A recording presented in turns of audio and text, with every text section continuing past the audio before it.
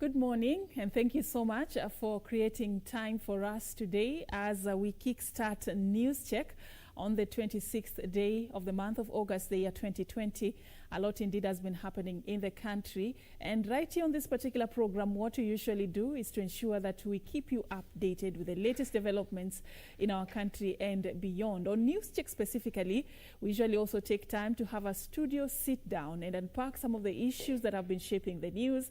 And of course, just help you understand the bearing and the impact of some of these issues on your life. So today we will be talking about yet another important subject. In fact, we will be talking about two issues on the program.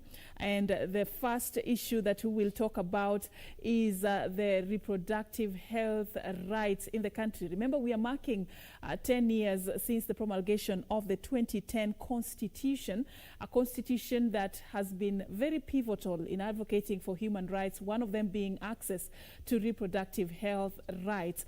Specifically, Article 26, Section 4 of the Constitution talks about a very important subject that we'll be exploring. This is something that we will be looking at, how far we've gone in terms of its implementation, and it's part of the reproductive health rights that actually are contained in the Constitution. I'll also be exploring some of the issues that have revolved around the bill that is being sponsored by the Nakuru Senator Susan Kihika, that is touching on the reproductive health bill of 2019. It is a controversial bill that has attracted quite a number of reactions. The opinion remains divided as to some of the issues that are contained in this particular bill. We'll be talking about it and just seeing what's the way forward. If we are to talk about issues to do with sexuality, issues to do with safe or unsafe abortion, depending on how you look at it, issues to do with teenage pregnancies in the country, what are some of the principles that ought to guide this conversation? And for those who are asking whether it's important for us to be talking about this subject at this particular time, then this is a program for you, because in this program, your eyes are going to be opened as to one of the reasons why we ought to be having this very important conversation at this particular point. Later on in the program, we will also be talking about another matter that has been shaping the news in the country. And this is the controversy that revolves around the management of the Masai Mara Game Reserve in Narok. The Ministry of Tourism actually is having a plan that is underway, and they are proposing to have what is called the Masai Mara Management Plan, that according to a section of local leaders in Narok is something that they are not in support of. The reason why, this is what we will be discussing in our second part of the program that will be coming later on. But a very good morning once again and welcome on board. My name is Serfine Achieng Ouma. Remember, also on the program, we always explore some of the events that happen in Kenya's capital and other parts of the country. I'd just like to allow you find out some of the issues that our reporters are out and about tracking for you. And here is our reporter's diary.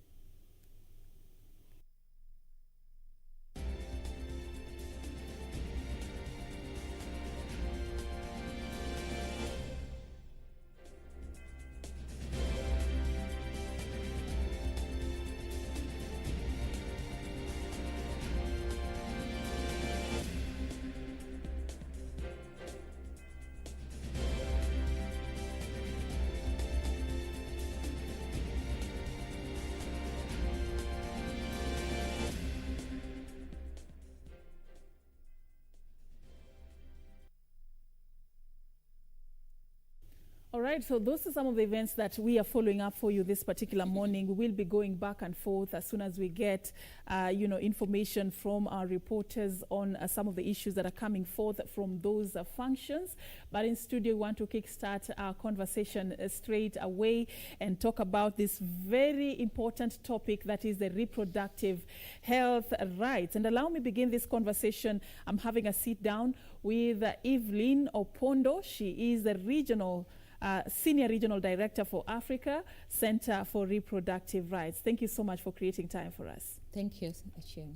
Yeah, earlier before we began this program, we were just having a chit chat, and I was sharing with you how I know this must be a very hot topic at this particular time, and the pressure just to have society understand some of these issues, must be very huge on your part. Probably let's begin by just talking to us about some of the challenges you have been experiencing together with the organizations that you're all working with, in terms of just having this agenda discussed, having people open up their minds to address some of the issues that touch on reproductive health rights. Thank you. I think it's important for us to begin with the reality, the lived reality of women and girls in Kenya, and the fact that majority of us prefer to bury our heads in the sand rather than deal with the problems on the table. We do know, for example, that the Ministry of Health has done research that gives the magnitude of the problem. And we know, for example, in 2012, that there were about 500,000 abortions in Kenya.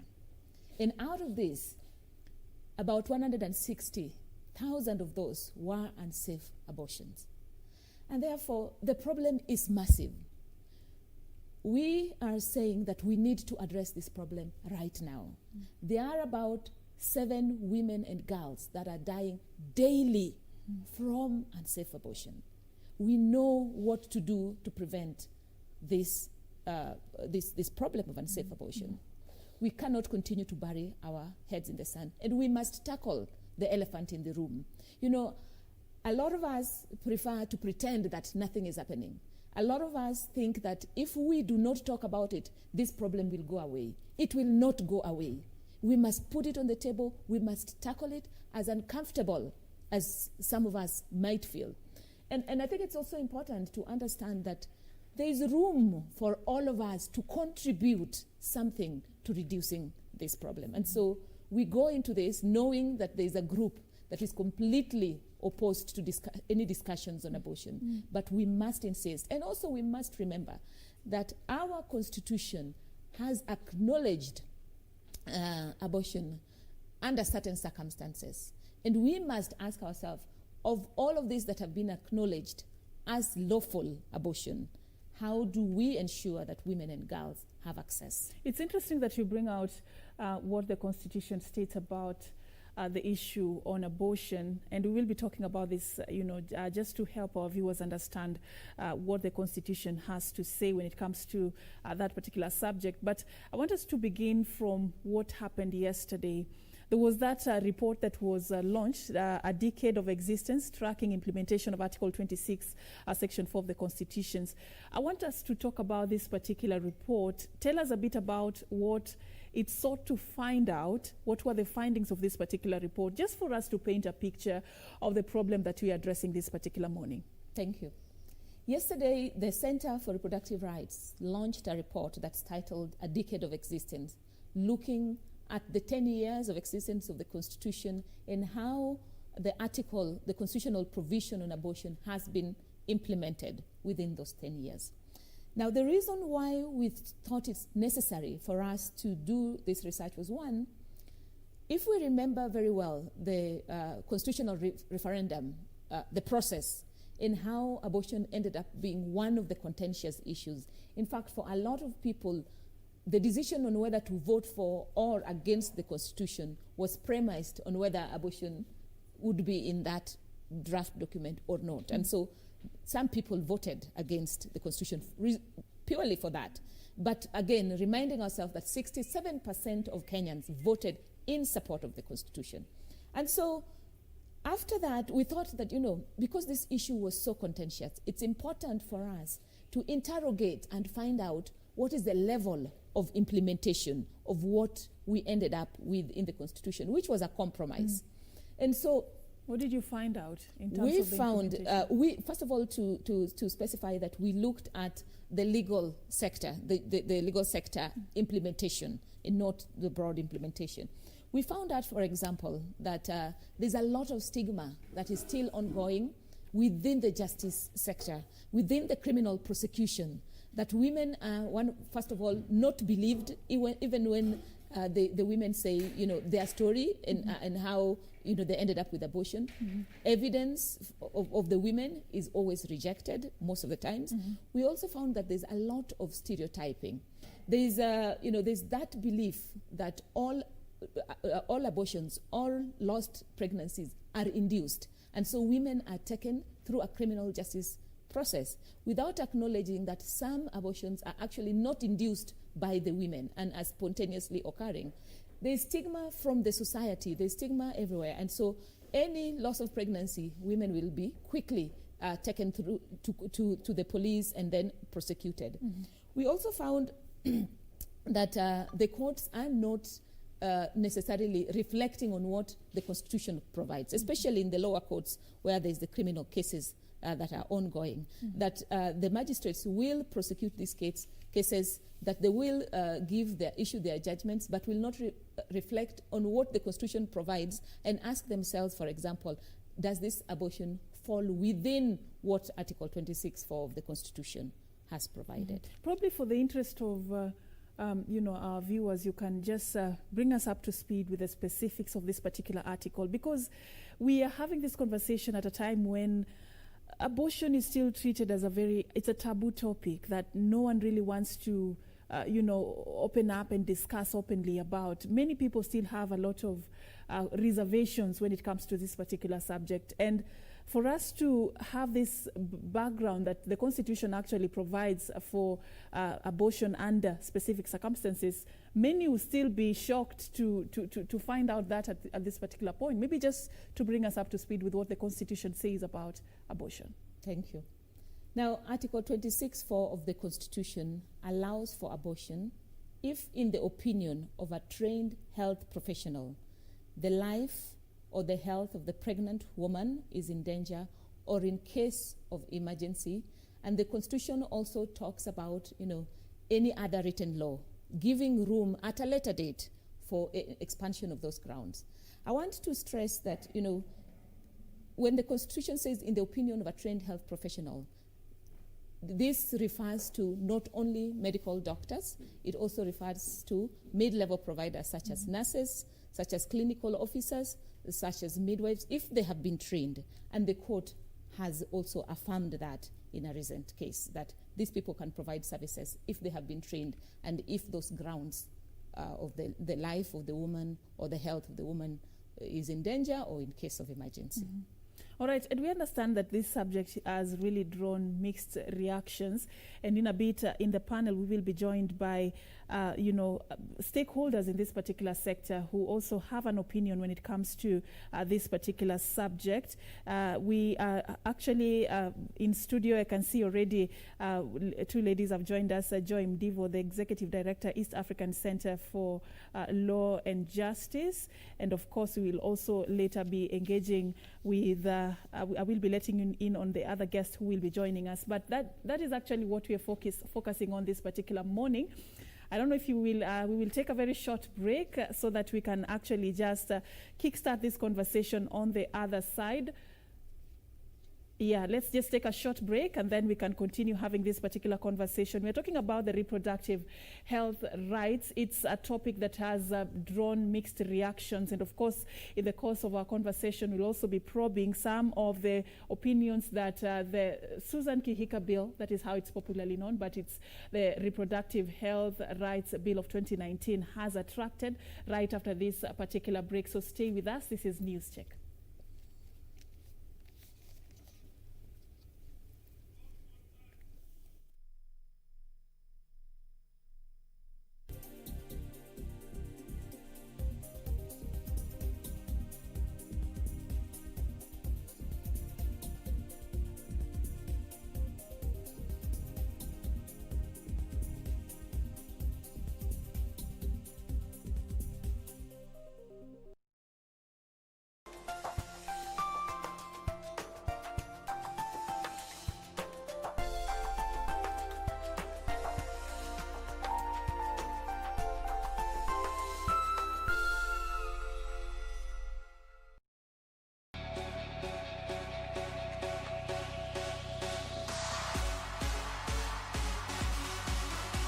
Gear up and maintain a healthy, fit and active lifestyle right there at home by keeping up with Gear Up on Channel 1, 5:30 to 6 a.m. Monday to Saturday. Gear up every day for every moment, and remember to stay home and keep safe.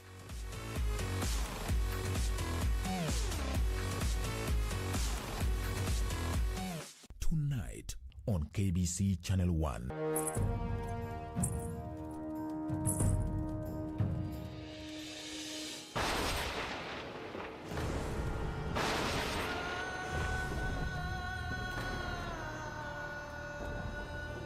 Father, I had decided to give my love another chance, and I consented to this marriage. Princess Ahenkara is soft-hearted. She thinks that Brother Sushim has changed. But I don't know, how do I tell her that not to trust him?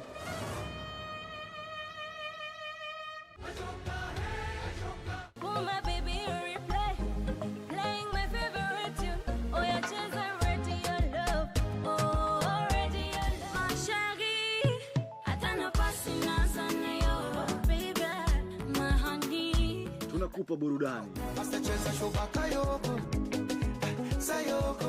Na umbea, yani stories zinazo trend kwenye mitandao ya kijamii. See baby, now we are two in one. We are two in one. Interview kali za wasanii wapendao. Mguu pande panda milima.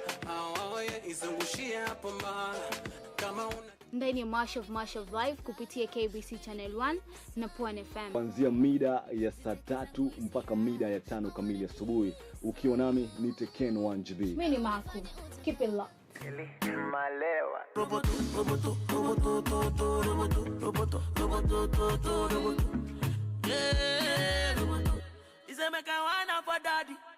This weekend on KBC Channel 1. Shida nini? Huyu mtu amejua kabisa amekuwa exposed. Na anajua the next campaign hatashinda. Hiyo ni bahati kwako. Kwa sababu gani? Yale yote waliokuambia sasa wewe yaweke kwenye daftari. Alafu hayo ndio utakayompondea nayo tunapokuwa na mikutano yetu ya campaign. Umponde na watu yani kama kumvua nguo. Hayo sasa ndio sio yataka mimi. Sijui ujue uko wapi, sijui utakwenda kumface. Ukishakwenda kule, unkwenda umia nafsi yako.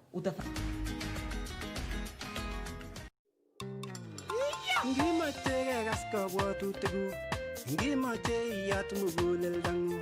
Ngima te mangue. Nyange begi putina. Lale, kimi give again. Lale, Kitwek FM gigosi. Lale, Kitwek FM gigosi. Kitwek FM gigosi. 98.0 Kitwek FM Kegosin.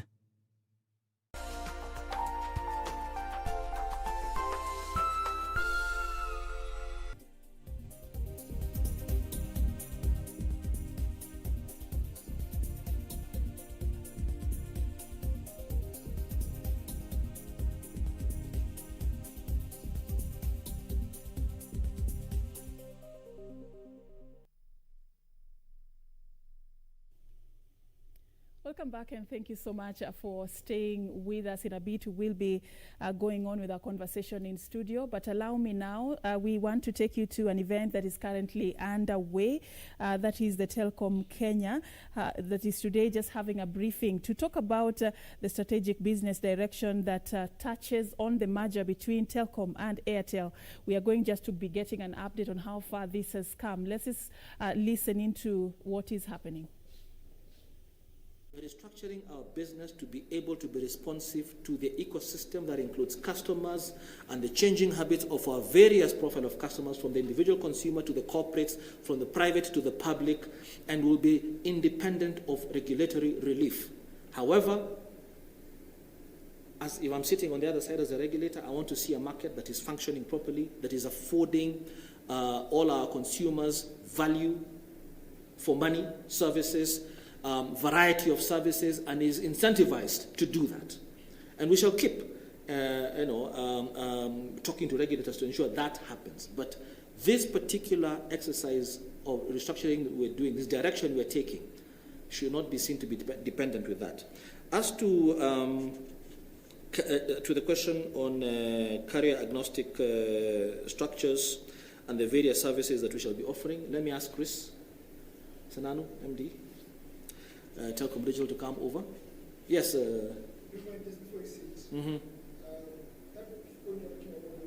Yes.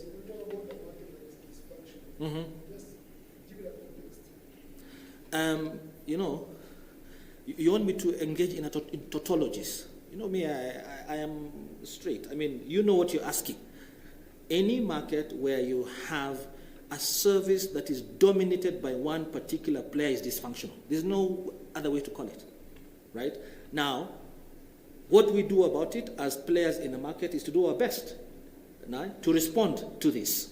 What regulators and policymakers do is their business, but sitting in their space, I would not want to be overseeing a dysfunctional market, a market in which a critical service that has become central to the lives of Kenyans is dominated and controlled by one player is dysfunctional.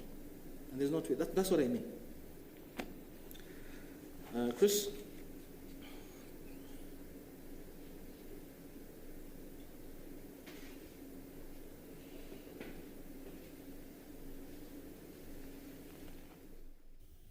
All right, so that is an event that you're also tracking for you, and we'll be giving you more details about it as we progress. In studio, we are talking about the reproductive health rights, and we invite you to be a part of this conversation at KBC Channel 1 at Serfine_Achieng is where you can interact with me directly. So I'll just let you in on my panel for the show this particular morning. Earlier, I was already engaging Evelyn Opondo, the Senior Regional Director for Africa Center for Reproductive Rights, and we have now been joined by Joy Mdivo, an advocate and the Executive Director of East African Center for Law and Justice. Thank you so much, ladies, for creating time to be with us this morning.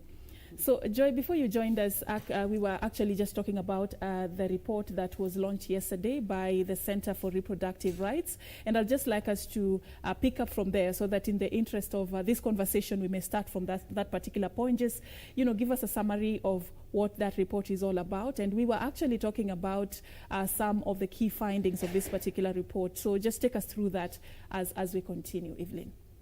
Yes, so the report that was launched yesterday looked at the legal sector implementation of Article 26(4) of the Constitution, which is the article of the Constitution that speaks about access to legal abortion.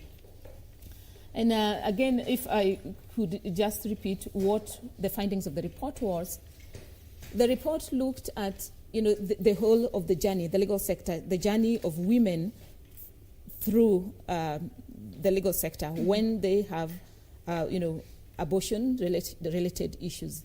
And the report found, one, that there is a lot of stigma on abortion for women who have been accused of abortion so first of all, through the investigations within the court, with the police, how they are investigated, and even before they get to the police, within the community itself, there is a lot of stigma. So any woman who has a loss of pregnancy is automatically assumed to have induced that abortion.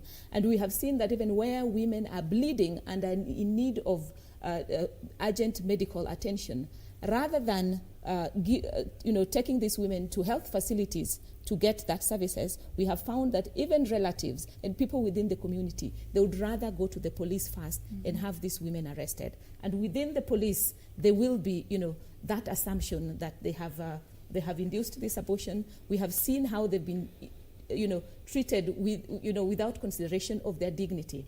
And when these cases end up in court, we have also seen that there's that stereotype. There's stereotyping that's going on within even the judiciary. There's the assumption that the woman is not always telling the truth. So we found cases where, for example, in one of the cases, a woman gave evidence in court that this abortion was spontaneous. She did not induce it. But the court went and convicted this woman in spite of not having any other evidence to show that this woman was lying. And so there's that stereotyping also that's going on in court. We also found that at that level of adjudication within the courts, that the courts are not reflecting on what is provided in the Constitution and asking themselves, yes, this case has reached the court. Does it meet the parameters of what is provided in the Constitution? For example, asking themselves, was this abortion, if it was performed, was it performed by a trained health professional as provided in the Constitution? Was it for purposes of the woman's life or health being in danger, or was it in case of emergency? So this conversation, this interrogation is not going on. We are proceeding as though Article 26 in the Constitution never happened at all. And so part of the proposals that we are making is that there's a need to truly reflect on what Article 26 for. Okay, we'll get to the proposals and the call to action later, but Joy, just to bring you into this conversation, if you look at Article 26 that Evelyn is talking about, do we have a misinterpretation of this particular article, or what seems to be the real bone of contention in this particular subject? Thank you, Serfine. If you remember in the year 2010, when we were doing the campaigns in the run-up to passing the Constitution, the church was very vehemently opposed to Article 26.4. And it is because of this very reason, the scenario that we have today, I'm very glad for the benefit of time, because Kenyans are seeing what we told them then. We kept saying that this Constitution is allowing abortion on demand. And the pro-abortion lobby said, no, it's not allowing abortion on demand, it's only under special circumstances. Evelyn herself has said, it not only allows for abortion on the grounds of health, which the definition we're using now is the WHO definition, is so flexible. It talks about wellness being social, economical. It is so elastic that it's not definable. Then there's also the issue of the trained health professional. If you take your child, for example, to a school, or you take a child to an institution, the parents are always involved in what happens to the children because they are the primary responsibility they have the primary responsibility for the child. When you present yourself to a hospital, the nurses will only implement that which the doctor says, if it's a blood transfusion or if it is a drip. But somehow when it comes to something as life-altering as an abortion, even a trained community health worker is allowed to make life-altering decisions on behalf of women. It's completely preposterous. And this is notwithstanding the fact that Article 26 sub Article 4 still has a proviso that has not yet been translated, where it says, unless there is any other written law. As it stands, there's no written law in Kenya that has been passed that allows abortion on demand. And yet there are pro-abortion lobby groups that are going around circumventing the law, introducing litigation that fudges the rules as they stand. The Ministry of Health has very clear health guidelines and policies that define in which circumstances a woman's life is considered to be at risk, and also says that if that determination is to be made is by a medical doctor and in a situation where her life is in imminent danger, and there is no woman who has needed emergency treatment who has been denied because they came and they said, you know what, her life is in danger, but we are not going to give her life-saving, like you present with an ectopic pregnancy, for example, or very serious toxemia, you have preeclampsia. I have friends who have had to lose their babies because of life-threatening medical conditions. But when it comes to these other parameters of health that are not life-threatening, that is where the contention lies, because that is a door that allows abortion on demand. So Article 26 sub Article 4, as it is right now, is being stretched and pulled in different directions, but the position is there is no written law that allows abortion on demand in Kenya. This phrase, abortion on demand, I'd like to understand its genesis, because both of you, have clearly stated what Article 26.4 means from both your ends. And from what you're saying, and I'd like Evelyn to respond to that, there seems to be sort of a lacuna in this, the provision on Article 26 of the Constitution. It has opened a wide array of issues to be brought into this particular provision. That's according to what Joy is saying. Do you feel like, probably there are some loopholes that are presented by having this provision in the Constitution? No. I think it's how they are interpreting it. First of all, we are not asking, nobody is asking for abortion on demand. We are saying, and if you look at the report that was launched yesterday, let us implement what is in the Constitution. Not asking for more, not asking for less. The Constitution is very clear on the grounds that have been where abortion can be provided, when the life or health of the woman or emergency, but all the Constitution also provides for any other written law. And so we are saying, let's implement what is in the Constitution. What is in the Constitution is not accessible to majority of women and girls. That is our starting point. The other issue that she's talked about, she is stressing on the need only for medical doctors to provide these services, that nurses and midwives and all cannot provide these services. The committee, the COE, the drafters of the Constitution that we ended up with, they explained their rationale for why they put trained health professional as opposed to doctors, which is what a section of the church was insisting on even before the referendum. And the explanation is that the reality of Kenyans, majority of Kenyans, is that many people rely on nurses, on clinical officers, on midwives for their healthcare needs. We don't have sufficient doctors, and therefore you cannot insist that this service that can be life-saving can be a service that can only be provided by doctors. There are Kenyans who have never seen doctors with their eyes. There are many parts of Kenya where only nurses are available.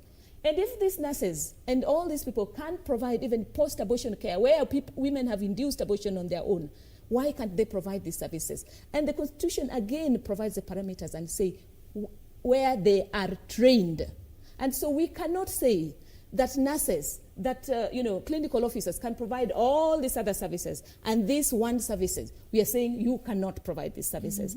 If there are issues, those are issues of regulation, and the government has its regulatory bodies that can ensure that there's regulation and that the parameters of the law are followed. What draws the boundary? Because the concern would be whether this provision can be abused or twisted to work to the advantage of some, people who may have vested interest in it. What draws the boundary in terms of the implementation of this particular provision that you'd say is actually, it seals this provision in terms of the way that, in the manner in which it cannot be abused in any way? So that is the whole purpose of the Kenya Medical Practitioners and Dentists Board. They are to regulate healthcare service and regulate who it is that provides services. All the nursing regulatory body, the clinical officers, there are all these regulatory bodies. It is their duty to ensure that the services that people are getting are those that are prescribed within the law. And we know that there are people who are also operating outside the law. There are quacks who are providing services, who are killing so many women and girls in the process. The government knows that they're operating. Why haven't they taken action? That is the role of the government, to take action, to ensure that these people who are not trained, who are providing services outside there, not within the law, Serfine, are arrested. allow me to jump in on this, because when I sit here and I listen to Evelyn, I feel vindicated that what we feared most is coming upon us. We're in a situation in this country where women die trying to give birth when they actually want to give birth. And here we are talking about clinical officers and nurses being given the right to end life in mothers' wombs. You think abortion is a walk in the park? It's a delicate operation. It is invasive. How do we say that invasive operations can be done by clinical officers because people cannot see doctors? Do we value our women so little that we can allow anybody to enter their bodies, pull their children violently out of their wombs with all the attendant risks because they have been trained? Trained by who, where, how? Why do we not subject, even in a situation where you are trained midwife and you see something is complicated, you always refer the woman to a doctor for a CS or further better management. The trained midwife does not go ahead to do any and all that is within her power to excise the child out of the woman's body, because this is life. That is one. Secondly, let us look at the rest of Article 26. It talks about life beginning from conception to natural death. That child in the mother's womb is a child is a person. And you're presenting this argument considering the fact that the Constitution actually provides for the abortion to legal abortion under specific It does. circumstances. I have told you, Serfine, unless there is a written law that says that this is how abortion is going to be done in Kenya, abortion remains illegal even as per the Constitution. That is the position. We do not. Why do you think this Susan Kihika bill is creating so much? Because as soon as we have an act in place, then that proviso of sub-article 26 of sub-article 4 in Article 26 now is triggered, and that is why the pushback from the churches and from other pro-life groups is very strong. We talk about abortion as if it is a medical diagnosis. If it was a medical diagnosis, there would be a disease, and then abortion is the cure. Let me get and that's why I'm talking about now, when you talk about toxemia, or you're talking about something like ectopic. Those ones now, that is a medical crisis that needs medical intervention. So but when you recognize that under those circumstances, and then even the now, Constitution because it saves the life of the mother, even before this promulgation of this Constitution, that was recognized as a life-saving intervention for the sake of the mother's life.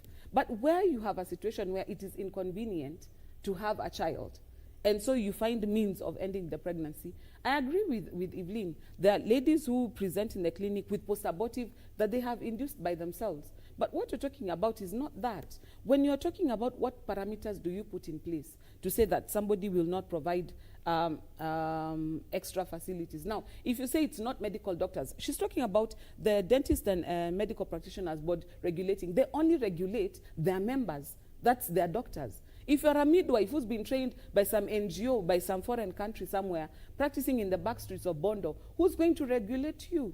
And when it comes to, I said the expanded sub-article, if you look at the entire Article 26, that life of the child in their mother's womb is recognized in Kenya as a legal person.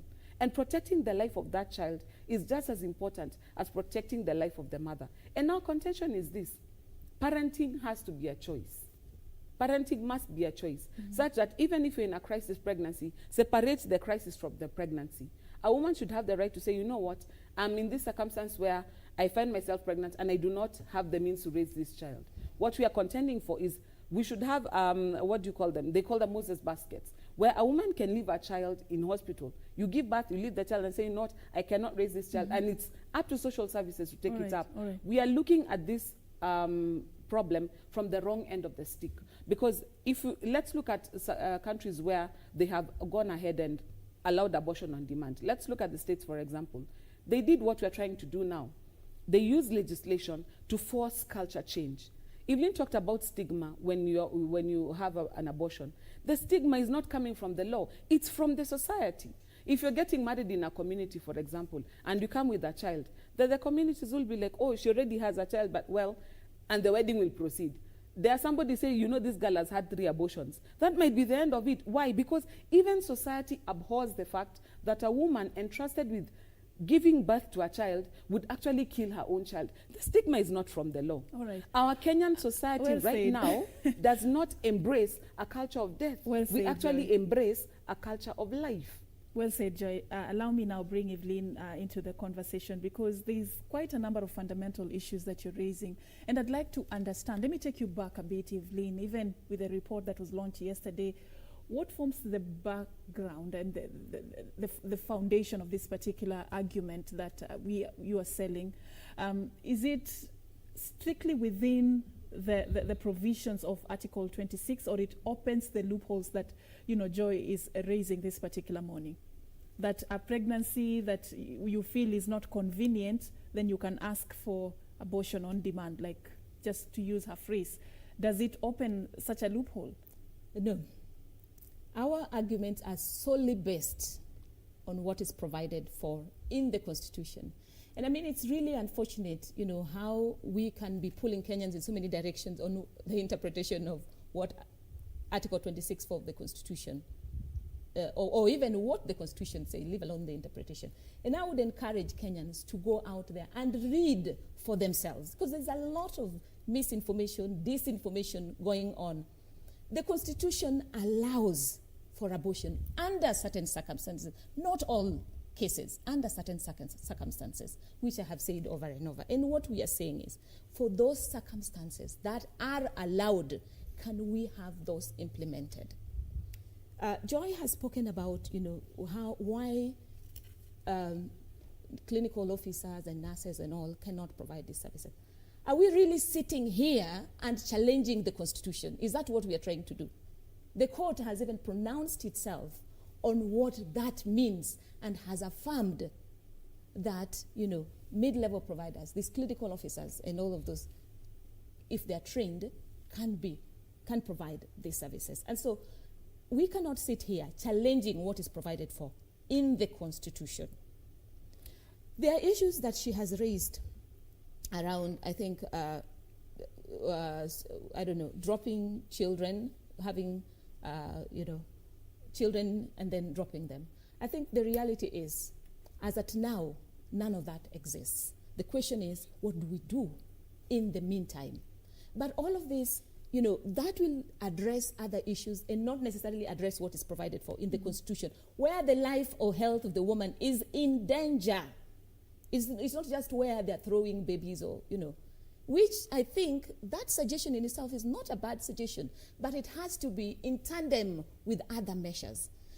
Even for these women who end up with pregnancies that are unintended, unwanted, and all of those things, there are means of, preventing that pregnancy, first of all. This is through information. This is through contraceptives. It will not be 100%. Some of them will still pass through, but at least you'll have reduced the numbers. And we are saying, first of all, let's ask ourselves, let us do those things that allow women to prevent unintended, unwanted pregnancy. But when they end up with this pregnancy, having done all of these things, the question then is, what do you do? There will be some that will fall under Article 26, where the life or health is at risk. There will be others, these are the ones that end up with unsafe abortion. The question we can ask ourselves, what are the options on the table? And what she's saying can be one of the options. Adoption can be one of the options. But there are women who, these women who go into unsafe, who walk into quacks, they know that if they are caught, they will be arrested. They even perhaps know one or two people who have died in the quack's, house. What is this force that drives them to still go nonetheless? And that's why I'm saying we have to address the real issues, all the issues, so that we are tackling the problems of all kinds of women. There are women who will never do abortion, even if their life or health is in danger. And that's fine. But there are others who will walk there and will probably die on some table. And we'll say, how can we ensure that no women are dying on the table? How do we address issues like religion, how it views this particular subject, those who are of the opinion on the sanctity of life? How do we address those issues that are emanating from this particular subject? No, in fact, remove religion from it right now, because let's talk about the facts here. And I like Evelyn is insisting, let's talk about the facts. The facts are that in Kenya right now, we still have a very strong culture of life. The fact is right now, the biggest abortion providers in this country are not backstreet quacks, are actually gynecologists in decent places who decide, by the way, you know what, we are giving this service to any woman who wants it and is willing to pay top dollar for it. The fact is that right now in Kenya, we are in a situation where our health systems are so fragile, dealing with so many other things, adding abortion on top of everything else. And like I said, abortion is not a medical diagnosis for any, a pregnancy is not an illness. And I talked earlier about the WHO definition of health, because Evelyn keeps saying where the life or the health of the mother. Now, this is what WHO says is the health of the mother. A state of complete physical, mental, and social well-being. Now, you ask the question, where is the boundary there? When you're talking about where the life of the mother is in danger, it's a clear-cut situation where, is she going to live if she keeps this pregnancy or not? It's a very clear-cut question. But where it becomes the mental, the social well-being, because it's not merely the absence of disease of infirmity. The elasticity of the definition of health is what makes this abortion on demand prevalent, whether or not the law allows it. And I like the way we keep harping on the Constitution, as if the pre-born person is not recognized by the law in Kenya. That pre-born person is recognized by law in Kenya. And I'll go as far as to even clarify. When we say that this service should be provided by registered medical practitioners, and that is doctors only, the reason for that is, like I've said before, if the aim is to save women's lives because they are going to backstreet abortions, how then do we allow anybody in the village? And like I said, who has trained them to be able to offer this very life-altering service? Mm-hmm. But if I move on from there, there's a question that you have asked about, then how do we move on from here? One of the things that we have said over and over again is that if you look at where the world is going right now, even in those countries where abortion is legal, right now abortion is actually on the decline. Why? Because the world populations are actually in decline. Women are reaching a situation where they're realizing being a mother is not a given. Infertility is on the rise. There is a situation we've realized, you know what, we have been behaving as if pregnancy is an inconvenience, and yet we've realized, by the way, people are a nation's greatest resource. Having people to work in your economy, people to be a market, people to serve, a population is a very valuable thing. Right now, the people who are pushing for this abortion, if you realize, are people from outside Kenya. For them, Kenya is a market. They have abortion services, they have abortion products, they need a place to sell it. In the States, their abortions are declining. In the UK, the abortions are declining. Where is the new market? Africa and Asia right now is where population is on the rise. So they're not looking at us in terms of saving Kenyan women. They're looking at us in terms of where we're going to sell our pills, where we're going to sell our abortion products. If you listen to this conversation, it's actually very disheartening, because the Americas used the law to force culture change to have abortion on demand. Since Roe versus Wade until now, they have killed over 60 million Americans in their mothers' wombs. We are in Kenya right now, where we are dealing with many other, like I said, many other health things are our priority. How do we reach a situation where we convince ourselves that the biggest crisis we have in Kenya right now is to provide abortion on demand? Have we reached a place where we have given women access to safe and effective contraception? Have we reached a place where we have given enough laws such that a woman in a crisis pregnancy can be able to receive enough socio-psychological support to raise a child? Because if you talk to many women who are going for an abortion, they are in a crisis. Either I cannot afford this child, I cannot afford to raise him alone.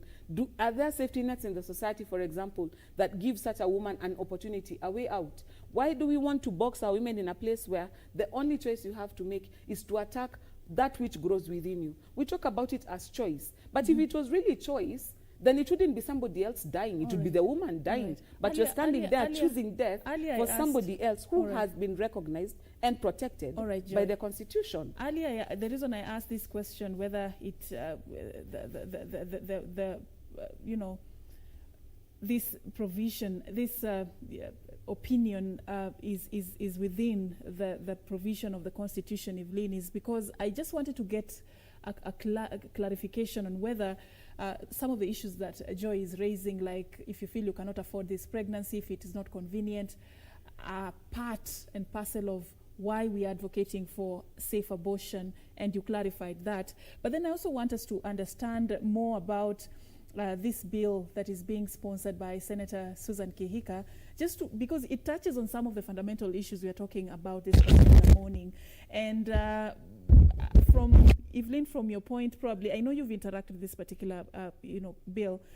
What is it that stands out for you? What is it that you feel is actually a plus or a minus about this particular bill? I think before I answer that, just allow me to say one or two things. The issues that Joy raised, around the health and saying that it can be stretched to whatever limits, that there are no clear parameters. That is exactly why we keep saying the Ministry of Health needs to have standards and guidelines. Set those parameters. Those parameters may not be existing now, but that is something that can and should be done by the government. And on the second issues, she talks about other people, foreigners, pushing this agenda. I think first, to be clear, the nearly 500,000 women who, according to government statistics, had abortion in 2012, nearly 500,000. These are Kenyan women. These are Kenyans making that difficult decision.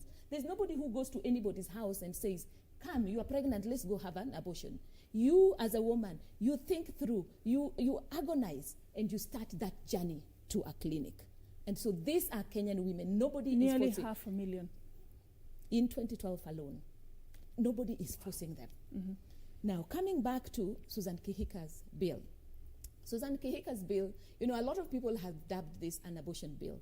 This bill provides for so many other things. It provides for family planning. It provides for safe motherhood. It provides for assisted reproductive technologies for women who are dealing with infertility. It provides for, you know, access to adolescent sexual reproductive health, where it provides for example, information and services that are adolescent friendly.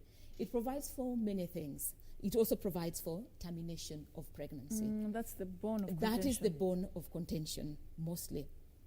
I think to say that the version that we have seen, that we have interacted with, is not the final version that, I mean, it's gone up to the second reading. But just recently, I think a few weeks ago, the Senate was even calling for more contributions. And Susan herself acknowledges that, you know, there's room to improve all of this. I think it is important for us to have a reproductive health care bill that also, you know, steps down what it is that is provided in the Constitution, so that we are able to implement this. All right, we can work with what is there and improve it, so that the final product that is subjected for debate is a better version. All right. I'm being informed we are actually running out of time for this conversation, but I'd like to probe us more on this. But Joy, she says it's time for us to have a reproductive health rights bill. Is this it, what Senator Susan Kihika is proposing? Could this be the answer to what we really need as a country? Time is ripe for a reproductive health bill, but not the Susan Kihika bill, because this has been drafted with the lens of making abortion on demand legal in Kenya. Like I said before, if you look at that bill, most of what is included in the bill is already provided for anyway. We're talking about anti-FGM, talking about HIV, you're talking about, she has talked about also the issue of adolescent friendly. And those are the things you're saying, these adolescent friendly quote unquote things is a ruse to get parents out of the process of giving children life-altering services because of convenience. But what we need right now is a bill that is pro-family, is pro-women, and is strong on protecting the society. Even our constitution recognizes that the family is the primary unit of the society. So if we have a bill that attacks the family in any way, shape, and form, then it becomes a problem. This same bill that is talking about giving life talks also about abortion on demand. So how you talk about safe motherhood and abortion on demand in the same, because I've heard you using a term, safe abortion, which in my opinion is an oxymoron, because every abortion ends in death. A child dies, and sometimes the child and the mother die. So there is nothing like a safe abortion. Every abortion is not only life-threatening, it's actually fatal for the baby. So we have to come to a place where we call this spade a spade, and not a big spoon with a red ribbon, because we've gotten to a place where we need to acknowledge it's a macabre practice to kill children in their mother's womb. It's a macabre practice. Why we are not going for the solutions that give a mother empowerment to begin with, and we automatically go for the life of the child, is actually, allow me to use the word, is turning women against what they are conditioned to do, because a woman is conditioned to give life. Here we are talking about giving a woman power to end the life within her. It doesn't make sense. In my opinion, we need to expand the social safety nets. We need to expand the law on adoption. We need to expand the law on foster parenting. We need to give women the social psychological support that they need to handle with the crisis in pregnancy. And then when we are done with that, whenever there is a life-altering medical practice, it should only be done by people who've gone to school and have been properly trained in Kenyan scenarios on how to deal with it, and not people who have been trained by you don't know who, under what standards, to kill our women in the villages on the pretext of saving their lives from illegal abortions. All right. It's ridiculous. All right. We want to finalize this conversation, and I still feel like this is a conversation that should be moved forward. But I want to give you a chance to just in 1 minute give us your final thoughts. You're part of a group that you're now, pushing for the Senate Health Committee to totally disregard this particular bill. You'll tell us a bit about the way forward and what next steps you're taking. And as we continue having this conversation, what principles ought to guide the dialogue that we bring on the table? Because there seems to be mixed reactions and emotions when we are discussing this particular subject as your final word. And of course, also, Evelyn, you can tell us about your call to action and some of the things that you feel, if done, then from where you sit this, we will be moving in the right direction as your parting shot. Let me begin with you, Evelyn. First of all, we fully support the idea of having that social support network for the women. But the social support network on its own will not do it. So this has to be accompanied, by other, structural changes. And importantly, my call to action is let us implement what is in Article 26.4. Remember, Article 26.4 was a compromise. The other group is at the far extreme end. There are people at the further extreme. This is a compromise, somewhere in the middle. Let us implement this. And let us also remember the Constitution is the supreme law of the land. Let us just do what is in the law and implement that. On the Susan Kihika bill, it is time to have a bill. Let us improve what she has presented. If we have further suggestions, let us give those suggestions. Let's improve this. Let's have a legislative and policy framework that supports access to reproductive health care for women. All right, Joy. Okay, our position is very simple. There is a Ministry of Health. It is responsible for drafting policy that guides health in this country. We have always said if you're talking about reproductive health rights, it must be done in the context where all stakeholders are involved. A private member's bill does not give that provision. It only brings the provision after it has already been tabled. Our contention is Susan Kihika needs to withdraw her bill, and any bill that comes talking about reproductive health must be a government-sponsored bill originating from the Ministry of Health, because all stakeholders are involved there. Even on the Susan Kihika bill, the Ministry of Health has pronounced itself and said, you know what, it's not in line with our health policy. So a bill that is supported by absolutely no one except foreign donors cannot be good for Kenyans. Secondly, we are releasing a report today as a Kenya Christian Professionals that will speak into these issues, and we will see, is this a priority for Kenyans right now? Do Kenyan women really just want abortion on demand, or do we have bigger fish to fry? And it's going to be testament to the fact that the Kenyan women right now would rather be supported to give life than be supported to be merchants of death. And the last thing I want to say is, whenever we are talking about this conversation, let it be nuanced to the Kenyan realities. In Kenya right now, we have a very strong culture of life. And it's not just from the religious communities. Even traditionalists and people, they actually have a very strong culture of life. Let us preserve what is our own, rather than aping that which is others, simply because, like she said, it was a compromise position in the Constitution. And the reason why we are still vehemently opposed to it is because it is not a Kenyan grown position. It was actually an insertion by people who are seeing Kenya as a market for abortion products and abortion services and abortion paraphernalia. So we must resist it at all costs. All right. As we wind up this conversation, the big question on my mind right now is, how did we get ourselves into this particular point? And how do we go back to the drawing board and just begin from the starting point? Talk to the population, create awareness about some of the options that are available. Talk to our young people if the issue of teenage pregnancy is the problem. Just encouraging one another and helping us open our minds as to how wide this topic is. And I believe this is a conversation we should be picking up in the near future, just to move it forward and help our viewers understand more about this. Thank you so much for creating time for us, ladies. Evelyn Opondo, Senior Regional Director for Africa Center for Reproductive Rights, and of course, Joy Mdivo, an advocate and Executive Director, East Africa Center for Law and Justice. Thank you so much for creating time for us. We are now going to be taking a very short break. On the other side of the break, we are going to be talking about the Masai Mara management plan that has been creating quite a number of opinions on the ground. We'll be engaging a stakeholder who will be telling us why this plan is actually such a bone of contention in Narok County. Do stay with us.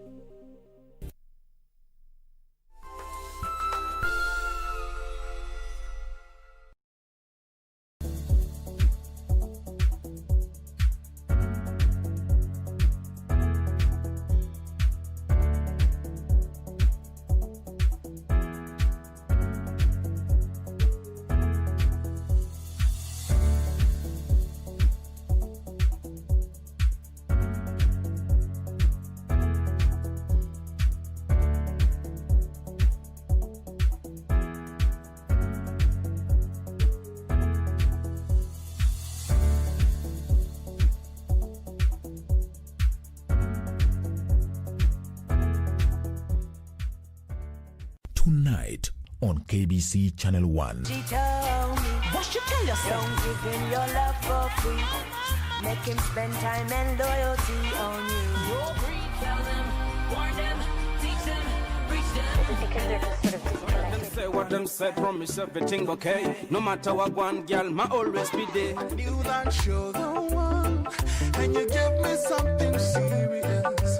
Oh, you got me curious. I'm out to every kind.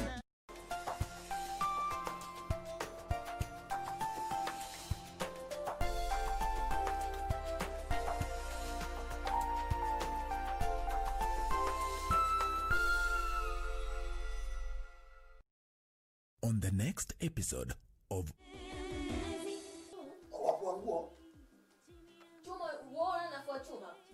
Sasa sikia jokes. Nasema tamati, yani itakuwa mwisho. Kaimati ndio mwisho. Hapana, tamati sio.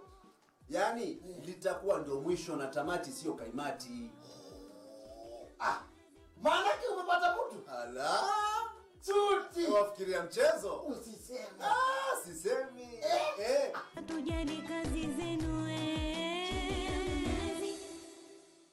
KBC, in collaboration with the Kenya Institute of Curriculum Development, is broadcasting enhanced out-of-class learning on radio, television, and online. Catch the lessons every weekday on KBC Channel 1 from 2 to 4 p.m. on KBC English Service and 15 FM from 9:15 a.m. to 5 p.m. and Radio Taifa from 10 a.m. to 11 a.m.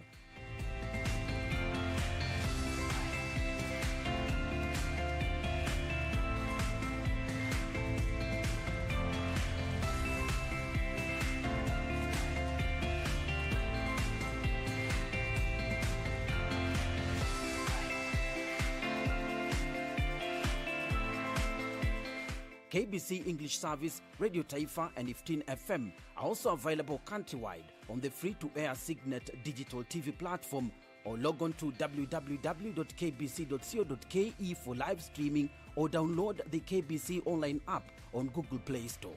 Kenya Broadcasting Corporation, ensuring learning no matter what.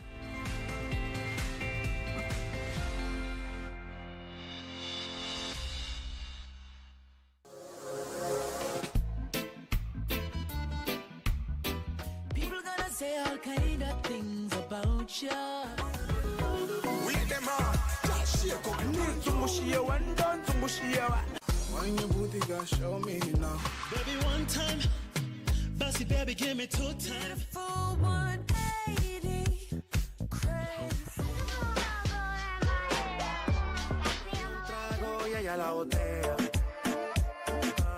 Let's go. Ha. I needed some with some bop in it. Mama Sita, where you at? I've been trying to reach you.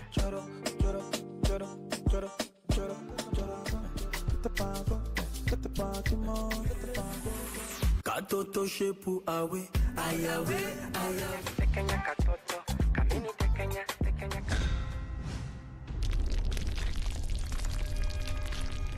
Tonight on KBC Channel 1. He saved me.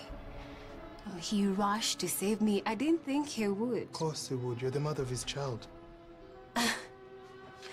So that's why he did it. That should count for something. No. It shows I'm a fool for believing that he did it because it was me.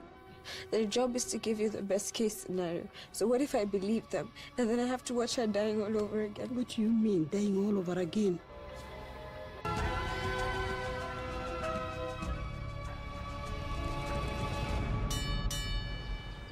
Next on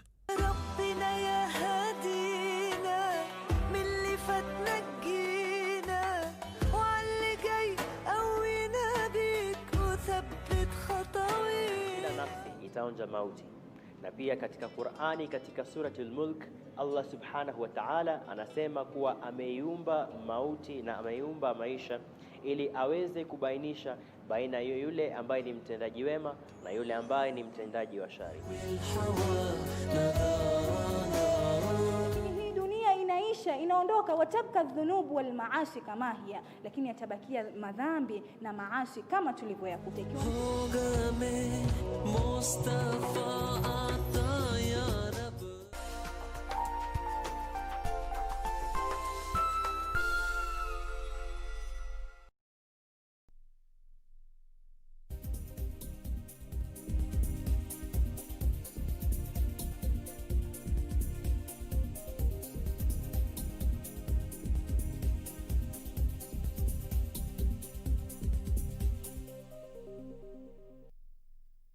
All right, welcome back. And now let's talk about matters Masai Mara, a game reserve in Narok that is popular for an annual wildebeest migration from the Serengeti in Tanzania. It's actually one of the greatest natural spectacles that has been named the 8th wonder of the world.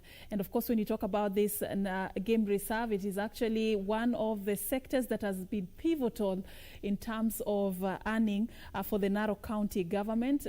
Going by what I saw when I was doing research on this particular subject, is that at least 3 billion shillings yearly is earned by the Narok County government. It could actually be more as we speak right now, but it is a very important reserve for not just the Narok County government and the Narok residents, but in nationwide and even globally, because it has attracted tourists from local region and of course even the global region. We are going to be talking about this particular game reserve, and the reason why we are talking about it this morning, it's not just about its tourism and activities that happen there, but it is because of a recent announcement by the Tourism Cabinet Secretary Najib Balala during his recent tour in that particular game reserve concerning what is now being termed as the Masai Mara Management Plan, a plan that has attracted mixed reactions from a section of leaders and residents in Narok County.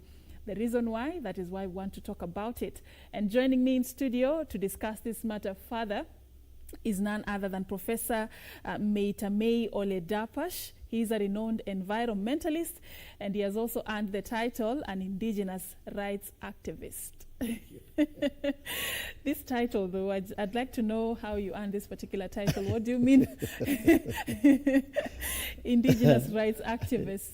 Let's begin there on a light note. Yes, I think indigenous peoples are people that are considered to be minority. They have attachment to their ancestral lands, and pretty much land holds their history, and that's where the definition, this was crafted by the United Nations Indigenous working group on indigenous people. Mm-hmm.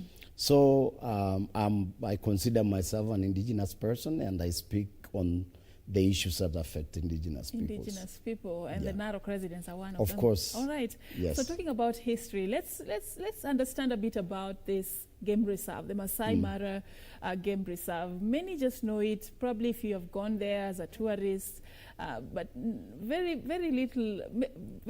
few people know about the genesis and the history behind the Masai Mara game reserve. Probably you can take us through how it all began. How it all began.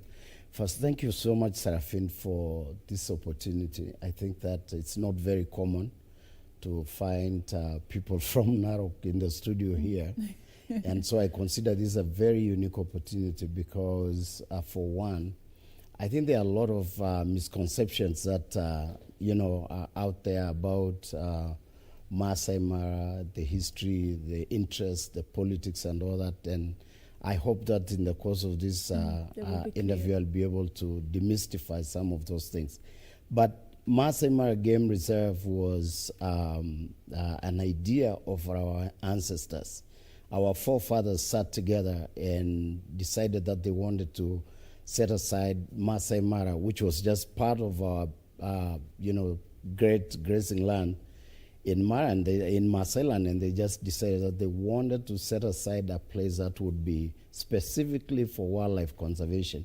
And this was in 1948, way before, we were even thinking about independence. Mm-hmm. And since that time, Masai Mara has grown to become one of the most successful conservation areas on the planet. And that's why UNESCO not too long ago registered it as the 8th world wonder. There are only 8 world wonders, and Masai Mara is the 8th. The 8th, the so, latest. Yes, so that's how Masai Mara began. It's an incredible biodiverse conservation area. There are probably about 1,600 species of birds, which a lot of people don't talk about. There are about 450 species of mammals. And the place is vast, very vast in terms of land size, 1,510 square kilometers. But that is not what is important. What is important is really the dispersal area surrounding the Masai Mara Game Reserve, which being, a conservation area, could not exist, could not survive on its own as a conservation or an ecosystem. It has to be supported by the dispersal area, which is the community land surrounding the whole of Masai Mara Game Reserve, and even Serengeti on the other side of the border. So that's what brought us here. We have the park, it's beautiful, it's incredible, but you also have the community that make this park alive today. So the bone of contention we'll be talking about in a bit. But what would you say has been the role that having that park there has played in just changing the narrative of the locals within the county? What is it that you pride yourself in as being part of that? Well, I would say pride ourselves in as a community, really, because I have always maintained and I'll continue, and any person who understands what conservation is must pride in the work that these communities have done to make sure that the Masai Mara is alive today. What is really amazing about the community surrounding there is the fact that they live with these animals every single day. Small boys, from the age of 5 up to, adulthood, are having to deal with lions, they're having to deal with giraffes, zebras, eating the, grazing on the same fields as the cows, having to run away from elephants almost on a daily basis, lions attacking cows, hyenas breaking into part the of the community. But still, in spite of this rather difficult life, the community has maintained that moral position, the moral obligation to protect wildlife and to coexist with this wildlife. And I think this is a point that everybody misses. They think the Mara just exists there and tourists come and they see all the beautiful animals. It really wouldn't be there today if the Maasai people were not there. So we pride ourselves in our contribution to the survival and to the sustainability of the Masai Mara Game Reserve, which as a community we feel we are doing this not just for ourselves, but for the nation and for the world at large. Okay. In terms of its management, because you're talking about, how the community has facilitated its existence.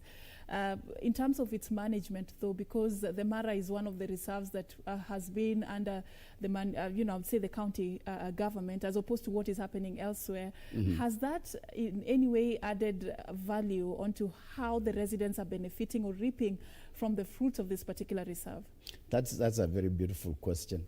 And I just want to take you back a little bit. I think we need to understand as Kenyans that there are different types of categories of conservation areas. We have the marine, we have sanctuaries, we have national parks, and we have game reserves. Masai Mara is a game reserve, which means that the mandate, the management mandate or the responsibility of managing the park rests with the county government of Narok, formerly the County Council of Narok. And this didn't happen. It's always been a reserve since it was created, because the idea conceived by our forefathers was that if the local, at that time it was a local council during the colonial times, if the local council managed that resource well, then the community would benefit from resources accrued through tourism activities. So, for example, like jobs, money, tourist dollars, and services provided by the county government. Like those days, cattle dips were constructed by the county council, now the county government, roads in some places, school bursaries and so forth. So there was this idea that if the county council at that time managed the resource very well, which is Masai Mara, the community would benefit through those, services, education, water, employment, and so forth. Now, currently, the county government of Narok is the legal custodian of Masai Mara. It's the legal manager of Masai Mara on behalf of the community. And the question is the community benefiting? I think that's the question you're asking. Yes, that's and I think that is a question that is very, very difficult to answer at this point, because some people are benefiting, but the majority of the community members living, especially those that are living adjacent to the park, are not benefiting. And this is what portends the death of conservation in that place. Once you have people who are sitting on the fence, not benefiting from this resource they are protecting, chances are that they will not continue supporting what you are doing. They will not continue supporting conservation. By benefiting, what are some of the expectations of the residents? What is it that they would describe as we are really reaping the benefits of having this reserve as part and parcel of us? What is it that would really give them that satisfaction? What would give us the satisfaction is, number one, the tourist dollars should reach the people. People want the money. They want to be able to send their children to school. They want and to shillings. And add that there, because you have local well, tourists. they bring a lot of dollars in the Mara, but let's say shillings, because we also Shillings and dollars. we have local tourists as well. But we are used to talking about dollars. Our ladies there, when they sell their artifacts, they actually ask tourists to pay in dollars. So, but anyway, so yeah, shillings and dollars. So the community wants this money to go into their hands, and they're not getting that. I have to be honest with you. They want schools. The schools we have right now have been built mostly by just donors. I'm not aware, as I sit here, of a single school that has been built by the national government or even the county government. We have, the county government has built classrooms here and there, and even the national government has built a classroom here and there. There's no school in the whole No, of there Narok? are schools. There are schools now. But until about 10 years ago, 15 years ago, there was not a single school there. You'll be amazed to learn that until about 15 years ago, 10 years ago, the whole of the Mara did not have a single university graduate. Yet they are sitting right next to one of the richest parks on the continent. So people want schools. They want dispensaries. As I sit here, there is not a single government-run clinic or hospital in the whole of the Mara. There's few clinics that we have there have been built by donors, just people of goodwill. The employment, unemployment amongst the youth in the Mara is mind-boggling. It's beyond what I can describe here. It's 99% of the local young men who've been to school, who have graduated from colleges, from university, they don't have employment. They can't even get the simple job of being a waiter or being a room steward or being an accountant. These jobs are not there for this community. So really, they're protecting this resource for the benefit of everyone else minus them. And this is shameful. And so when people talk about the Masai Mara, and all they think about is, the migration and the great lion and the elephants, it's certainly more than that. There are a lot of issues that people don't understand. And you cannot expect that this community will just sit there and continue conserving wildlife. Well, they're getting nothing. So this could actually affect its progress going forth. Yes. Let's talk about the recent announcement to have the Masai Mara management plan. It has attracted quite a heated conversation. Will continue to in Narok County. Yeah, absolutely. What seems to be the bone of contention? Because according to this particular plan, this was actually announced during a recent tour by the tourism CS Najib Balala, who actually talked about quite a number of issues that the national government and the Narok County government are now currently working on a new management plan, which the ministry is expected to gazette at the end of this particular month, in efforts to control the flow of tourists and investments into the world-famous park in a bid to protect its ecosystem. Yes. Reading between the lines, you would see a beautiful vision for the reserve. What seems to be the bone of contention then? Well, the bone of contention is many issues, including that whole document. The minister, the CS for Tourism and Wildlife was in Mara about 3 weeks ago. He was actually there to launch a program called Lion and Hyena Recovery Program, which happened inside the park, even though the program is based on data that shows a lot of lions have been killed, and lions and hyenas have been killed by community members outside the park, not inside the park. And so these deaths, that the statistics, I haven't seen the statistics, but there is this argument that the lion population in the country, and I think it's very true, has gone down, including in the Mara, and I think that's also true. First of all, that project itself, that program was a non-starter in our view, because if conflict that's resulting into the death of the lions and the hyenas, if it is happening in the community, why would you want to launch a very important program like that one inside the park in exclusion of the community that you are targeting to be your partners in the implementation of this project? So that's another... It's another subject altogether. Yes, it's another subject altogether. It was a virtual event? It was done virtually from what I... No, there were two events actually. That the launch of that program was done, in the park. There were probably about 1,000 people. So the concern was not about COVID or whatever. So that would not have... No, it wouldn't have been COVID. We rejected that whole notion, because there were probably 100 vehicles there with fully, loaded with people and so forth. So it's not about COVID. I think there was this expectation that the community will raise their concerns about, what is going on in the conservation community, and in particular the management of the Masai Mara Game Reserve. But coming to your question, I think this so-called... First, let me just be very clear that the community, the Maasai people, are not opposed to the management plan. In fact, we welcome it, we want it, and we will support it. So that's number one. Number two, the problem that the community has is that in Chapter 11 of the Constitution, Article, I believe, 174, the community is given power to participate in processes that affect their lives.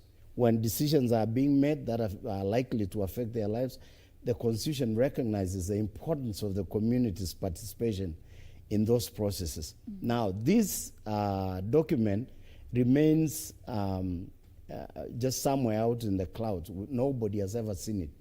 I've seen it myself, but the community has not seen it. This community has not been subjected to community scrutiny. It's not been interrogated. There's been zero contribution from the community on, as to the content of this document. So we don't know what the content of this, a management plan is. You said you've seen it. I have seen it myself, but I cannot be the whole community. What I know myself, and I have a very big issue with this one, is there are sections of this document that propose several things that I don't think are going to be beneficial to the community. What are the issues you're raising? Sure. Yeah, number one of them is the document proposes the creation of a management of something called Masai Mara Management Authority. Now, that's not a bad thing either. But this management authority, according to the document, would be run by people who are not necessarily from the community. These are people who will be appointed from anywhere across the country or anywhere in this world by the appointing authority, who in this case would be the governor. So we have a problem with that, because that is one big step to alienate the community from their resources. If there is no guarantee that the Maasai people would be the ones occupying the positions of that created in that structure, then what does that mean? Somebody will come from Europe or from wherever, to run their affairs in the Mara, and the community will not accept that.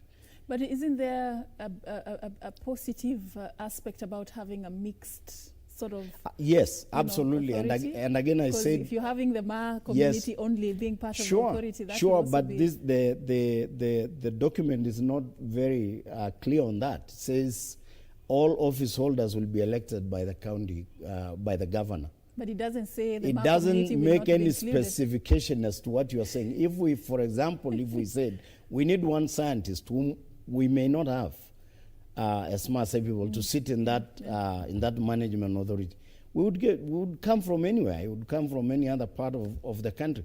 But also the document proposes that the lifespan of this authority will be determined fully by the governor. So you are giving too much powers to a person, one person, whoever that person will be in the future or even now, who may not be acting in the interest of the community. So that is a very big problem there. But this person is elected by the same community. Yeah, but it's because elected. They believe this person will represent. Yeah, but their interests. sometimes our elections are held. You elect a person, you have very high hopes, and then in the end it turns out that it's not really the kind of leader you are looking for. You cannot know this. Plus, human beings are not immune from influence from outside. So we can't base our hope don't you think on whoever will be elected, because it's better to protect the community's interest beforehand. But don't you think by doing that you could just be jumping before the gun? Because the authority will be, formulated, but nobody has said that members of the Ma community will not be part of it yet. No, it is so the fear that they may be excluded, what is informing this fear? What from our own experiences in the past is that a document like that is always subject to a lot of manipulation. Yes. So and that's why we are saying this document, and I said earlier on, we are not opposed to it, but we need to make amendments to whatever sections that we feel. Like in this case, what like in this case, what we would want with that authority is we want a very clear, we want specification as to who has the power to appoint these people, and what are the checks and balances that will be put in place. It doesn't mention anything like that. All powers rest with the appointing authority. But there is another important part of this management plan which is worrying. It proposes zoning of the park into high-use and low-use areas. And low-use areas are places that are considered very important ecologically, and that there should be less human activity in those areas. So we're talking about, breeding grounds, say, for example, for the rhinos, or for any other species, maybe leopards or whatever, low-use places in the park. And then there are high-use areas, which are places that are not considered extremely fragile, and therefore can be used by the largest number of people going there and so forth. Now, what we have learned later in that document is that these low-use areas already has some camps which belong to community members. And the whole idea here is to break up those camps. But then there is a sinister motive of bringing heavy, big investors to go back and invest in the same places. And I think that is very marginalizing. Is that included in the plan as well? Or that is no, just a fear? No, it's not fear. It is what we see on the ground. There is reality on the ground, really. You know, we sit and talk here, but when you go to the ground, the reality is very different. Yeah. And That is why Masa we are have you not here very, they are to not bring emotional the- people. They are very thoughtful people and very smart also. They really see things coming. The problem is they respect the authority so much. So sometimes they wait until it's too late for them to act, and that will be too late. They can't do anything. Okay, so the other issue, the concern that is being raised is that there could be a plan to bring external investors into the Masai Mara. I'm like, you know, what is it that probably would assure the residents of around even the reserve, or those who ought to be benefiting from this reserve, that they are part and parcel of this particular process? Because you're talking about lack of public participation. And I'd like to, unless you convince me, having such a plan, coming up with a report or even a document such as, you know, that management plan, and even having plans to gazette it by the end of this particular month, it's not something we just wake up and do. It must have been a process that has taken, you know, quite a number of years or even months. So you want to tell me throughout this particular time, the local residents were never involved in any way? They were not even aware that there were such plans? There was no, you know, cause for participation? Yes. So first of all, I mean, that's a question I'd really like for you to ask Balala because he's the one who announced that you'll be gazetting this document end of this month on the 31st. But before that precisely. announcement, you had never heard of any plans, any such plans? So as previously, this document came up. But not, I mean, I don't mean the whole of the entire management plan. There was a proposal to create the management authority, which is a component of the plan. So the community rejected that right from the start. They said they don't want this management plan because it talks about heavy fines if your cows wander into the park. If by any chance you enter the park without permission, you'll be jailed for so many months. If you take your cows to graze in the park, you'll be fined 200,000 shillings. So when they brought that portion of this management plan, it was rejected.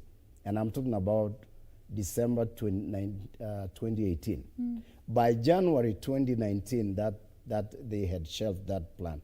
Now they're coming up with a management plan, which is unknown to the community. But what we know, as I told you, I saw myself this draft, and it has, that's where we confirmed it has the component of creating the management authority.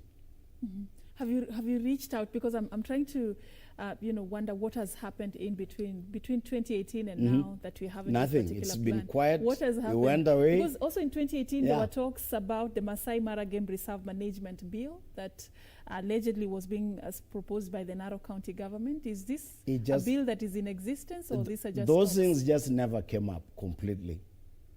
They just sometimes we would hear there is a plan like that, and then it just disappears. Okay. Like the management authority, when the community stood up to say we don't want the management authority idea, it just went away and people went back doing their normal things. Now it's back in form of a management plan. Now, I think it was easier for us to deal with the management authority because it was just one particular issue that we were dealing with at that time. Now the management plan is the elephant in the room. We don't know what the community doesn't know what the content of this whole document is. And it's a fairly big document. So it talks about fines, it talks about the powers given to the wardens, which in my opinion might be excessive powers. It talks about bringing in new managers who could be private managers like we have in the Mara Triangle. And the community is very wary of all these things that they have not been part of. And we are just invoking our constitutional rights that if you are going to bring a document like this one, or an agenda or a program like this one, why don't you involve the community? Bring the document, let's scrutinize, let's interrogate, let's discuss. Where we need to make amendments, we can. What seems to be causing the disconnect? Because you say there has been attempts in the past to reach out to the community, even when there was that proposal to form the management authority. Yeah. Then what then seems to be the disconnect between and the cause of why this engagement and consultation ought to be happening? That is one question I cannot answer because that is and again I hope someday you'll find an opportunity to bring the leadership here to come and answer those questions, because those are very informed questions. Well, we tried to reach out to the county government, and what they said was there is nothing like that. And yet we have a copy of the document, okay? We have a copy of the management authority. They said there's nothing like that. Now, with the management plan, we don't know where Balala got this management plan that is going to be announcing. As you said rightfully, it must have been something in the works for all this time. You cannot just wake up overnight and say, I'm going to gazette the management plan by the end of this month. It's something that has been discussed for a very, very long period of time because it's a very serious document. And so the community has every right to reject this document beforehand because, number one, their constitutional rights have been violated, and Article 10 of the Constitution, again, makes it very clear. This is a marginalized community, and marginalized communities are protected in the Constitution. They have to participate in all decision-making processes that affect their resources. And so I think we are justified in making this, taking our position ahead of time because we have not been consulted.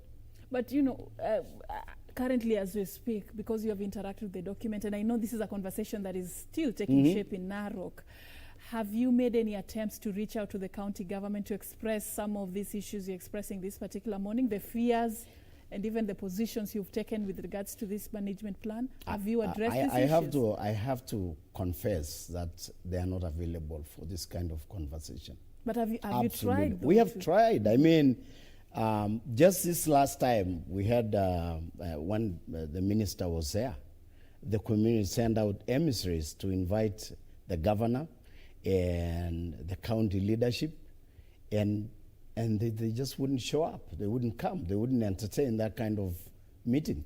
So the community is left with no alternative, really, but to reject this plan completely. But also, there is another thing which I think people need to understand, and that's you are dealing right now with a community that feels extremely disenfranchised, in the sense that I said earlier on that they are not getting employment. The women, Maasai women who sell their beads at the gates, they're harassed all the time, they are being chased away, yet there is no infrastructure created to market their beads. There's a program called Ushanga Initiative. It's not working, okay? You have young people who have sold their cows to buy safari vehicles. They don't get, an opportunity to do that kind of job, to be guides and to take people into the park. And when you make a mistake in that park, if you happen to enter the park by, if you sneak into the park with one client or two, the punishment is usually, is very heavy. So you have a community that finds itself in a very difficult position, economically, socially, and even culturally, because there's also this other whole world, which we'll talk another time about perception. The whole travel tourist industry has about the Maasai people. All the negativity and all that stuff, they have to deal with all this. And when you bring in new loads of stuff that is basically just going to disenfranchise them some more, people... That's what you get. Yeah, absolutely. Then, what's the importance of having the voice of the community in such processes, from where you sit? Because you seem to be advocating for public participation. What value add will this bring in this conversation? Well, I'll give you an example. Right now, we have Maasai community members have set aside probably 100,000 plus acres of land for wildlife conservancies. that itself expresses the goodwill of the Maasai community towards conservation.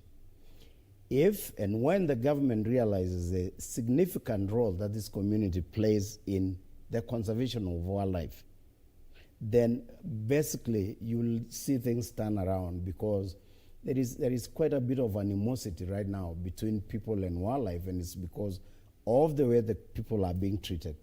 So wildlife itself, first of all, will be the first beneficiary if the government changes its conservation policy, which is, in my view, it's like fortress kind of mentality. You see people as detrimental to environment, but then you cannot put all the wildlife in the park. They have to go out and graze in the community land. So number one, again, is the wild conservation itself will benefit because there will be goodwill. The community will play their part in conserving wildlife, and I think conflict will minimize a great deal. Number two, I think that, when we talk about conservation also cannot have any meaning to anybody if it has no economic benefits. Okay?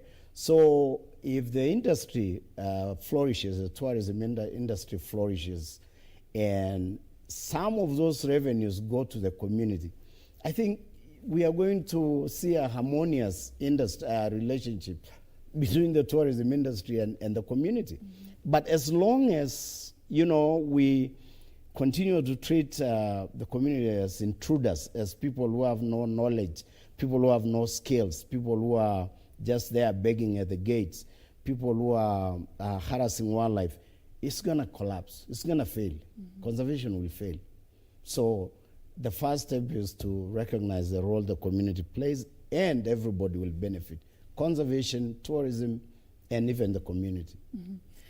I would like also to talk about something that is very common in the Maasai community. Their system of land ownership is communal as opposed to what is... It was, not anymore. It is not anymore. Not I'd like anymore. to know what inspired this dynamic shift, because for a very long time, and this is something that the Maasai community is known for, they really hold on to their foundations, their roots, and their culture. And one of them that really stood out was that system of land ownership, the communal system of land ownership. Things seems to be changing down at the Ma community. They have really changed. What is happening? Well, in 1957, a guy by the name Swinnerton, who was working for the colonial government, came up with an idea to settle the Maasai and basically curtail the movement. And the Maasai movement at that time was, and even now when it does happen, is dictated by seasonal shifts. So if it's raining, say, in the highlands, people would move to the highlands to graze their livestock there. And, when the rains come later to the lowlands, they will move back there. And this was really a way to protect the land from degradation. But the colonial system didn't understand what the Maasai were doing. They thought they were just roaming all over the place. And this guy saw a Kenya at that time that had so much land with so much potential that he actually proposed sedentization of the Maasai community so that, in his words, land could be put into productive use. And he proposed the concept of creating what is known as group ranches. A group ranch is a chunk of land with only a certain number of people being sort of the owners. And so between 1969 and 70s, group ranches were being created all over. And that is still some sort of semi-communal ownership of land. Don't forget, before that, it was just like everywhere. Maasai from Narok would go to Kajiado, and we still go, by the way. Those from Kajiado would go to Samburu and so forth. Then in 1978, starting from 1978, the late President Moi, whoever advised him, I believe it was just people from the Ministry of Agriculture, decided that it was time to break up the group ranches and give private titles to individuals. So they came to each group ranch and subdivided the land according to the number of people who had been assigned that parcel. And that was the end of communal land ownership. So now I have my parcel, the other person has his parcel, and so forth. But this was also this was a very mischievous agenda, because what we feel, or what we saw in the course of doing our research and finding out what conversation actually preceded the dismantling, the creation and dismantling of the group ranches, was that there was a plan to create room for land sales, so that if you want land, you can go to Maasai land and buy land, because you can't sell a group ranch. You can't sell, a communal land. You can't. So at that once the group ranches were split into privately titled lands, that's when the Maasai people started selling land. And so that was the end of the communal system of land ownership. Yes. It's good that you brought that history, and it touches on what I wanted to ask you about, because the concern that even is coming really clearly on this conversation is that the community and the residents, they feel like they're left out of some of the gems that are contained within the land that they are part of. Have there been attempts or efforts put in place by stakeholders and leaders like yourself to empower the community and to just sort of like teach them on how they can play a pivotal role in terms of moving the region forward, so that they don't always have to take the back seat every time such processes are going on? Yeah. So, in capitalism, the whole concept is competition. And if you are ill-equipped to compete, if you don't have the tools that you need to be able to compete favorably, even in your own household, you'll always be at a disadvantage. And I think that over the years, this community has been at a great disadvantage. And that's why some of us have been calling for things like affirmative action, where you can actually introduce programs that will help these people catch up with the rest of the world. Because don't forget, up to this point, illiteracy rates in my community still stands at about 67%. That is still very high, 67%. Compared even with the national average. Okay, the government will say education is free and, every child must go to school. But how do you send a child to school if you don't have the infrastructure? Okay? So there are a lot of efforts that are happening. There are a lot of non-governmental organizations working in various parts of Maasai land, trying to, to bringing people up and through education, through just basic awareness, through resource access, helping them access resources, and there are a lot of industrious young men also who want to be leaders in their communities, show them how to do business, be examples, like really good examples on how, because with the land being as small as it is right now, the traditional land base has shrunk so much in Maasai land, so much that there are people, you won't believe, there are people in Maasai land who don't have land today. So all these activities are helping people without land, do other things, even if, long time ago, Maasai people did not want to work in a hotel. Now they want those jobs. They didn't want to wash toilets. Now they want. They didn't want to cook. Now they want. So there is a lot of effort going on, I agree, but it starts with the government wanting to bring about equalization, because government programs are supposed to lay foundation, the foundation for people to be uplifted. Me as an individual, there is only very little I can do, or you, or even a goodwill donor who comes to build a school or a dispensary. The government must have the will, first of all, the realization that they are marginalized communities, and then come up with Marshall plans to try and uplift the standards of this community so they can catch up with the rest of the country.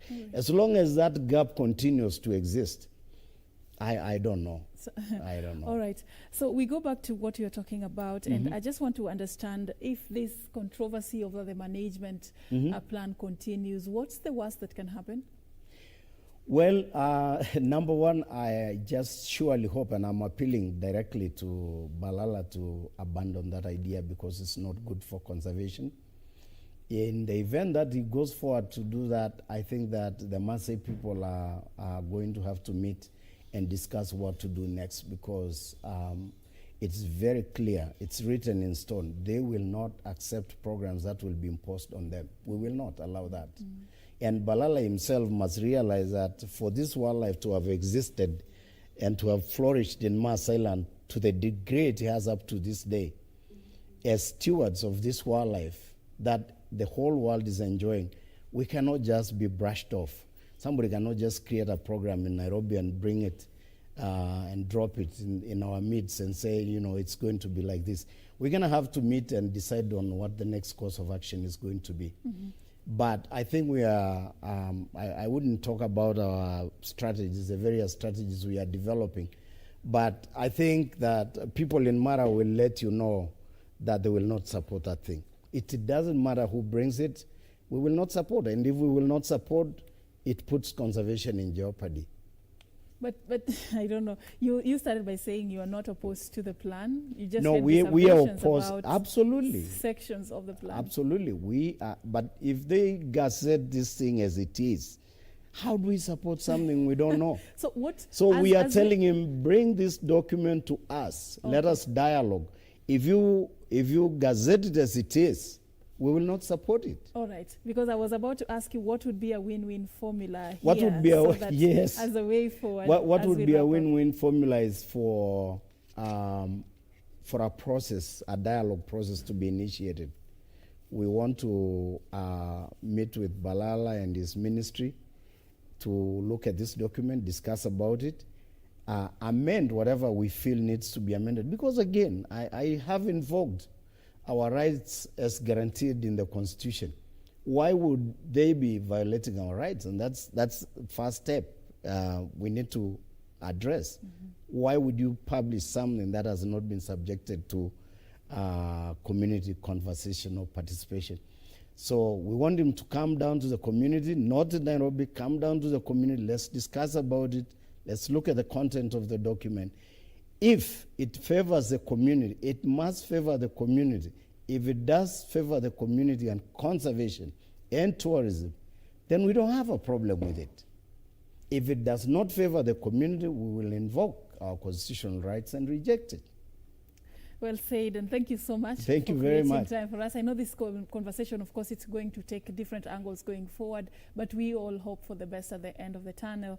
That is Professor Meita May Ole Dapa. She is an environmentalist and, of course, also an indigenous rights activist. We have been talking about the controversy around the Masai Mara management plan, the plan that, according to the CS Tourism, Najib Balala, is supposed to be gazetted by the end of this particular month. So a lot of conversations going around whether the community was involved in the formulation of this particular plan and what needs to happen before it is even gazetted. Thank you so much for creating time for us, and thank you for watching News Check this particular day. We are now going to be paving way for Tamrini, so do stand by for that. My name is Serfine Achieng Ouma, and our sign language interpreter is Susan Thuku. Thank you very much.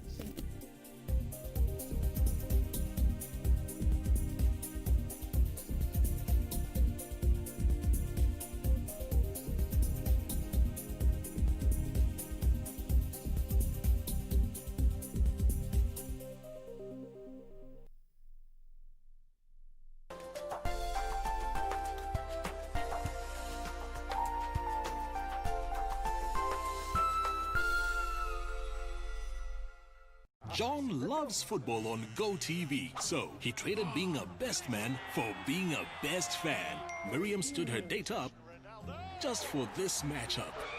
Albert and his family had plans, But they couldn't miss this, and neither can you. Because this new football season, this is football worth watching. Dial *423# to get a GoTV decoder and 1 month of GoTV Max for 1,999 shillings to get all the football action. GoTV.